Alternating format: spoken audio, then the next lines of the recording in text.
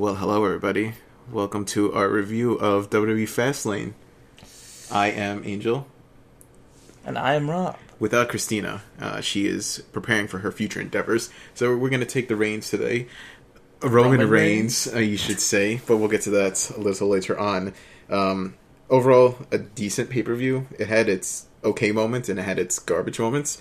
So I don't know what to feel about it. Right now, it's kind of like a negative review, but we'll see. We'll just get through it real quick. Rob, the overall impressions of it. I thought it was pretty meh. Okay. Had a couple good matches. I think that's not wonderful. That's pretty much that. We started off with Sasha and Becky versus Tamina and Naomi, Team Bad. Forgot about the pre-show. Right. US title. Fine. All right. We'll start it off with the pre-show. Kalisto and Alberto Del Rio, 2 out of 3 falls match. However, not on the call, not Michael Cole, but it was Mauro Ranallo, who is by far leaps and bounds better than Michael Cole. Oh my god. Actually saying names of moves, actually being excited. Yes, he is had enthusiasm. If we ever needed a change.org petition, it would just to get Michael Cole off the announce team and just put Mauro Ranallo. Overall, I did not see a lot of the match. I got in halfway through it. Rob, how did you feel about that? It was very exciting. We've seen this match a couple times now. This is one of the better ones. No F-ups by Kalisto. I mean, it happens sometimes with his fast-paced stuff. Mm-hmm. Del Rio threw the first round just because you want to use the chair just to wreck him. Yeah. But Kalisto did take it in the end. It was a very good match. Alberto Del Rio with a very nice inverted superplex. Superplex from the top rope. Beautiful. And I knew that name because of Mauro Ranallo. Yeah. He called it Frankenstein. He called it Trio Woe. He called technical terms, which was very exciting. Very exciting. So that was a pre-show.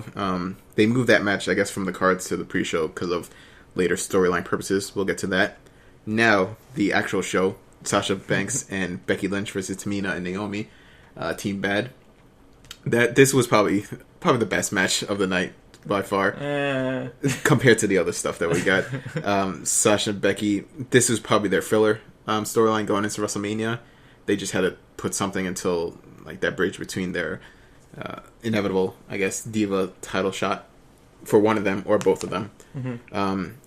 In the end, it was Sasha and Becky taking it over Team Bad with a double tap-out finisher. Sasha putting the bank statement on Naomi or Tamina, and Becky. Okay, and Becky putting the disarmor on Tamina, and they tapped, and that was that. So Sasha, Becky win. I thought Sasha was going to close on Becky at the end just to reestablish that she's going for that title. But, yeah, that's probably tomorrow. Yeah. Next up, we have KO versus Dolph Ziggler for how many times now?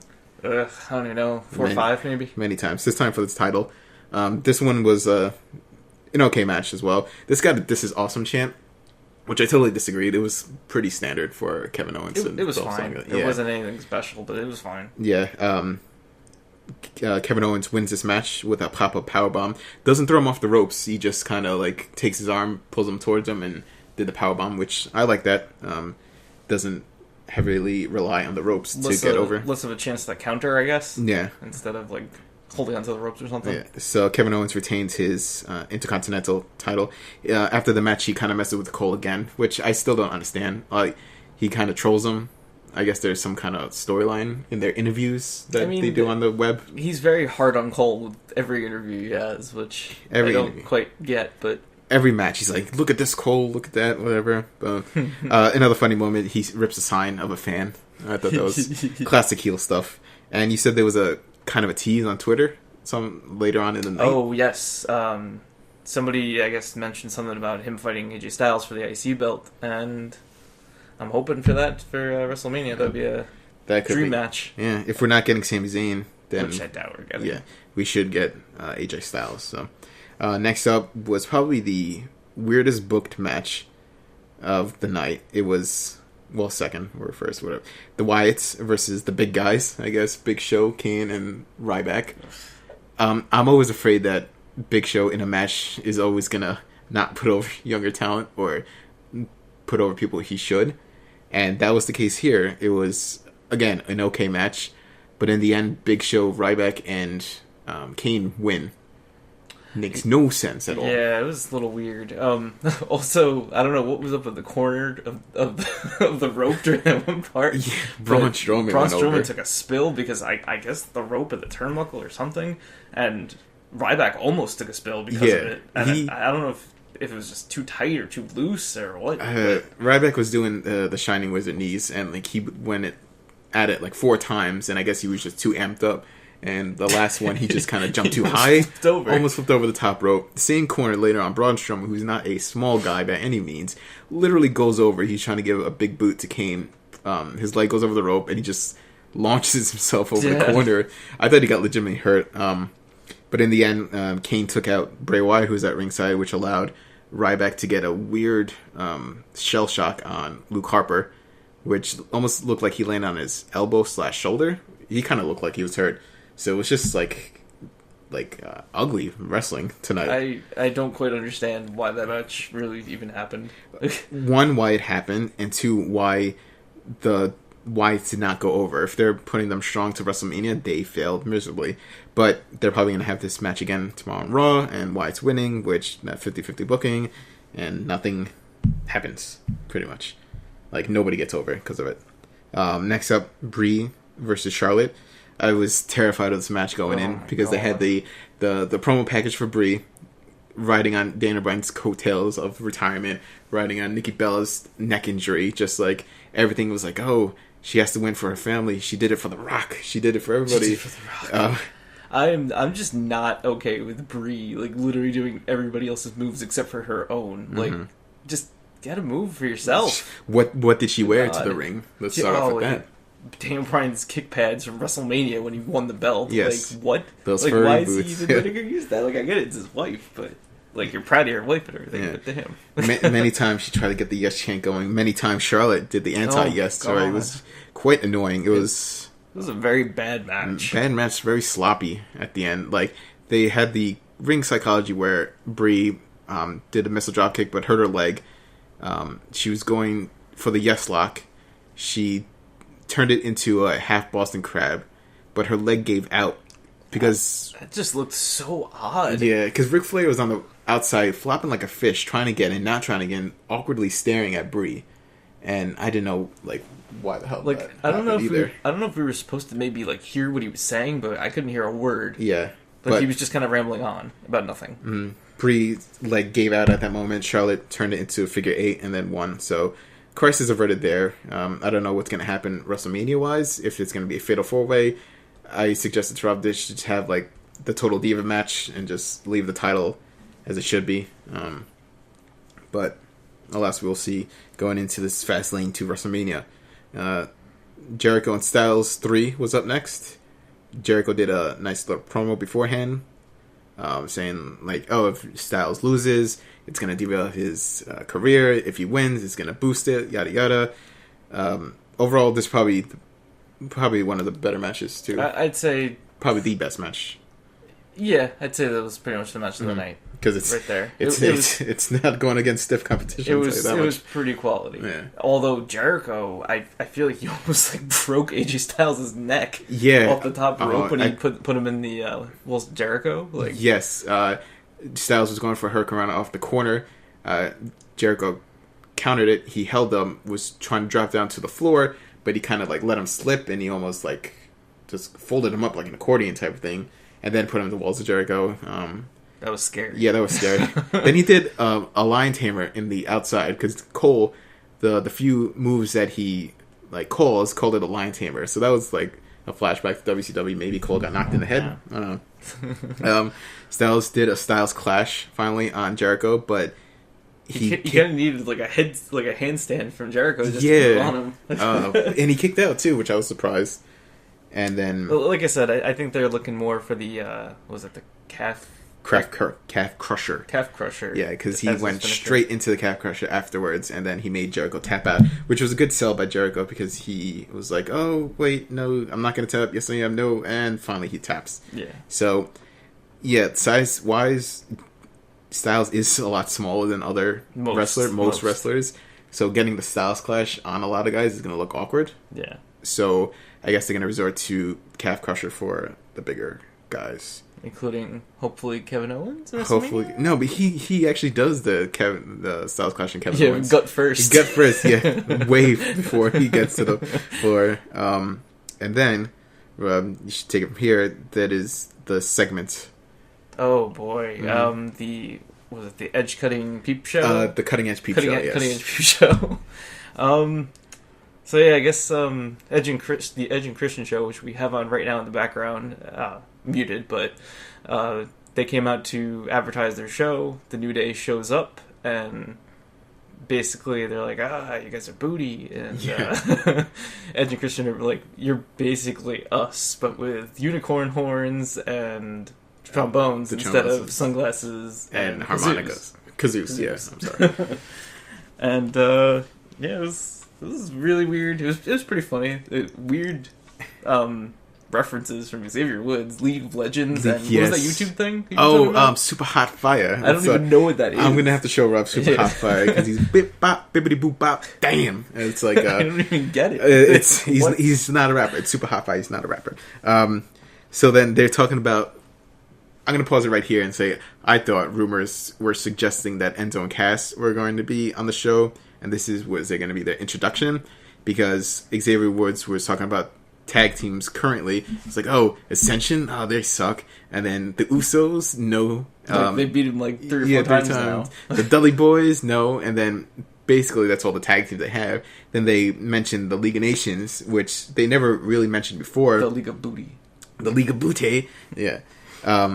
So it was kind of surprising. At that moment, I was like, wow, are they really setting up a League of Nations versus New Day match at WrestleMania? Heel v heel. Heel v heel, yeah. So they come out, and they're like all big and bad, and they come into the ring, and they kind of scare off New Day, but then they kind of scare off Edge and Christian.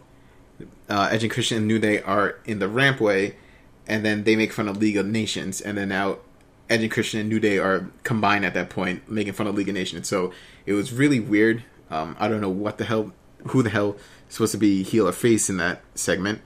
But we did get a funny moment at the end where New Day were doing their dance. Oh my God. And then Edge was making it ring with the dollar bills. So. Over Kofi, who was twerking. Yeah. It's like, what the heck? So it'll be very interesting to see what they do. I'm guessing they'll do the 6-man tag because Barrett, 1, will probably still be injured, and 2, will probably leave the company by then because he has not renewed his contract, if you do not know. Poor Barrett. Poor Barrett. I'm going to miss Barrett. Yeah. So after that, R.I.P. Barrett. He's not dead. I know. Good luck on your future endeavors. After that, we had another filler segment with the Social Outcasts against, specifically Curtis Axel versus R-Truth.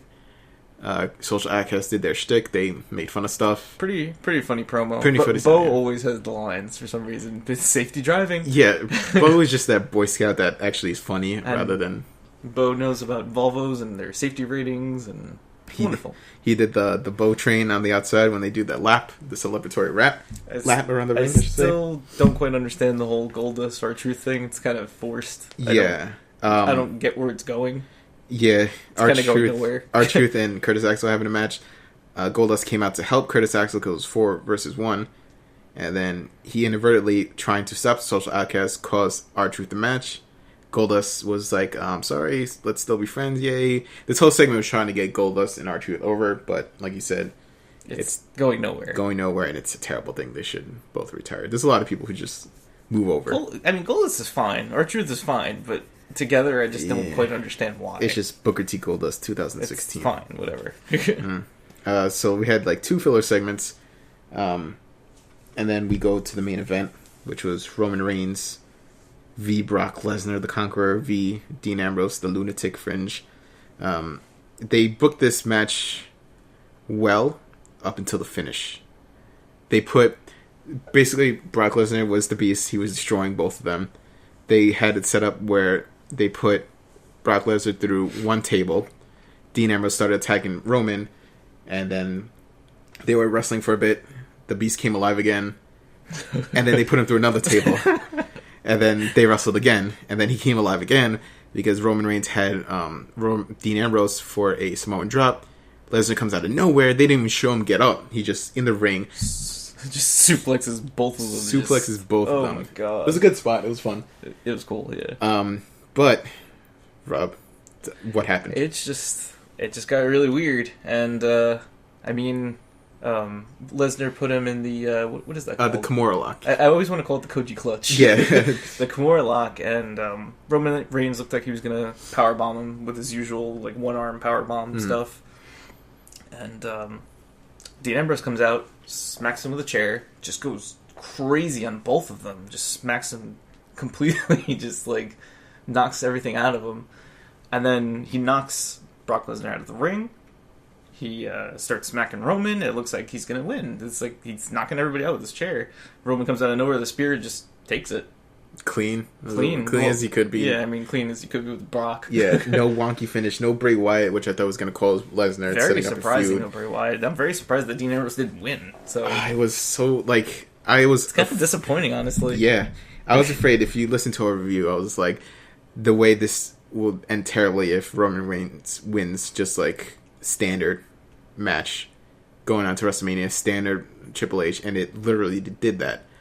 He's good. Oh my god! Like, what could they do to like make this WrestleMania match like entertaining? Like, I get it's Triple H and Roman Reigns. Triple H is fine.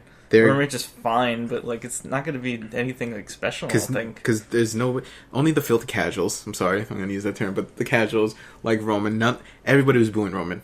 But, like, they gotta make it special. It's a WrestleMania thing. Yeah. Like, what is gonna make this match special? I don't even... Where are they going? I have no idea. Unless they add Dean at it. Because there's two things gonna happen. One, everybody's gonna boo Roman and cheer Triple H. Or two, if Roman wins the championship, which, you know... What if they just both... They boo Triple H and boo Roman Reigns? Then it's gonna be the most booey WrestleMania ever. They're just gonna, chant CM Punk during it? Yeah. Oh, my god. They were afraid that the reason why they added Daniel Bryan to WrestleMania 30 was they're going to crap all over Orton and Batista. They might do that if they're not careful. And it's just going, again, to Vince McMahon being out of touch and not willing to put anybody else over, and him being the control freak psychopath that he is, just wanting to put Roman Reigns over because he has to be right, and he will destroy his product. Well, not necessarily destroy, but, prove everybody wrong no matter what, and, underutilize anybody to get what he wants, and that's put Roman Reigns over. But yes, that is it. So that's why it was pretty underwhelming, quite honestly. I think the match of the night was either AJ Jericho or Del Rio Kalisto. Yeah, and that was the pre-show. And so I once again don't understand why Kalisto Del Rio wasn't on the main show and Curtis Axel and R-Truth was on. But that was to set up so he can be in the segment with Edge and Christian. They could have just put it before that, Yeah, I guess that's true.